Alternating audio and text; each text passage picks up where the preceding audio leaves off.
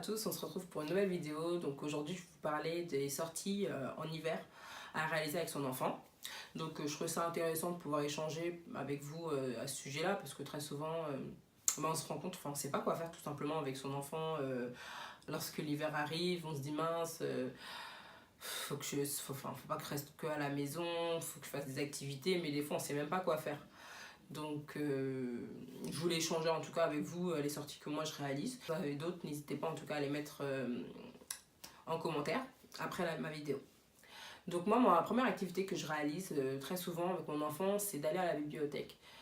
Moi je trouve que c'est une activité super complète, dans le sens où l'enfant il a accès à différents livres, donc ça lui apprend des nouveaux mots, ça lui donne de plus en plus de vocabulaire. D'un autre côté, il s'habitue à la bibliothèque tout simplement. Et ça lui donne aussi, ça peut en tout cas participer à développer son goût pour la lecture.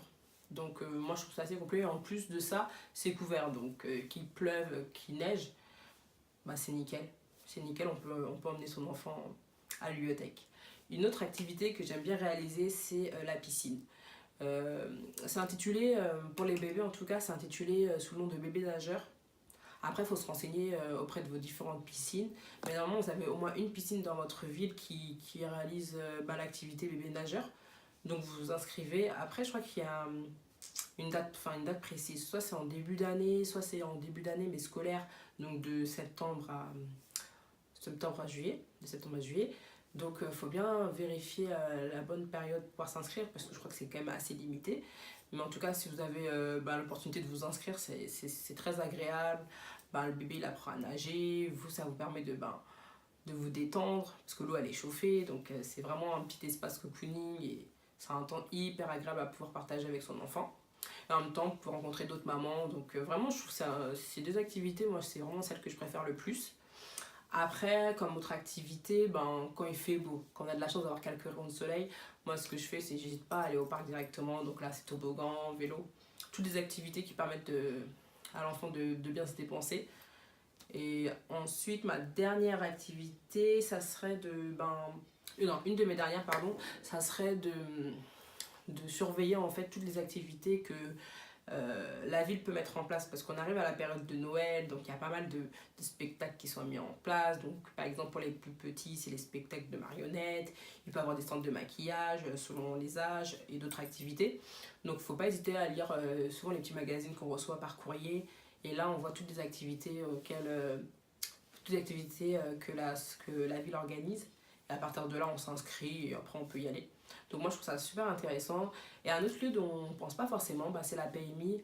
Parce que c'est vrai que la PMI on l'associe forcément, on l'associe très souvent à vaccin, alors que non, c'est aussi un espace auquel on peut aller avec son enfant, tout simplement jouer, parce que normalement ils ont quand même du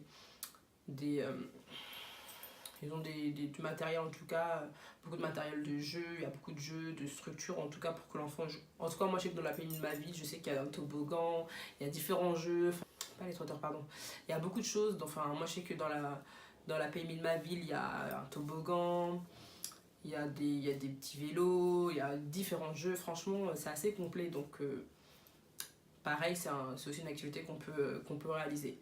Après ça c'est gratuit. Les seules activités dans tout ce que je dis qui sont payantes, ça va être la piscine, ce qui est normal, et les spectacles. Donc des fois ça peut être payant, mais des fois ça peut ne pas l'être. Donc ça va vraiment dépendre après de la gestion de la ville, si c'est eux qui ont financé tout le projet.